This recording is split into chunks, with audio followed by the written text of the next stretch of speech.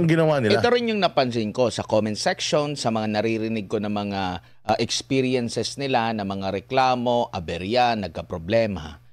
Pag binoto nila itong Duterte, nagkakaroon talaga ng problema. Kaya nga, vino-voice out nila. Pero wala pa akong narinig na binoto nila itong alyansa na nagka-problema sila. Ayun nga, yun nga din ang isang partner kasi syempre active tayo, yan ang buhay natin, social media. Lahat ng nakikita natin nagrereklamo sa social media, ang binoto nila Duterte.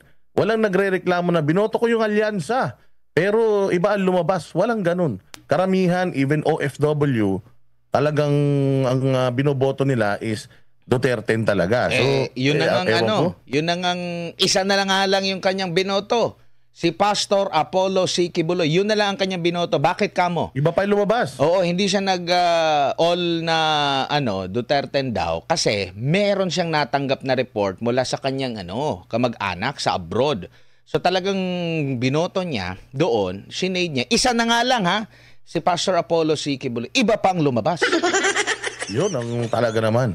Sabi ko nga, kailangan talaga magpaliwanag si George Garcia dito. Hindi pwedeng ang sagot niya is parang tayo ang may mali. Hindi ba? At saka parang lately, itong Comelec, nagiging na siyang parang yung gobyerno Hindi ba? Pag nagsalita tayo, nagpahayag tayo ng saloobin, pinapatawag tayo sa kamara, pinapatawag tayo sa NBI. Itong Comelec, kapag humingi ka sa kanila, nag-report ka sa kanila ng na-encounter mo, ganun din. Ididimanda ka din. Parang ganun ang lumalabas. Yun nga. Parang ang sagot nila lagi sa bawat tanong, demanda. May sinabi pa naman yung ating napakagaling na Yusek dyan sa PCO na they're willing to work with yung mga opposition. Wag lang daw sa mga obstructionist.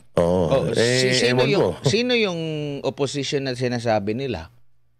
Yung kakampi nilang bago na paano naging opposition paano yung naging opposition yung kakampi? Parang kagaya lang yan doon sa minority na yung kanyang asawa inappoint ng ng gobyerno.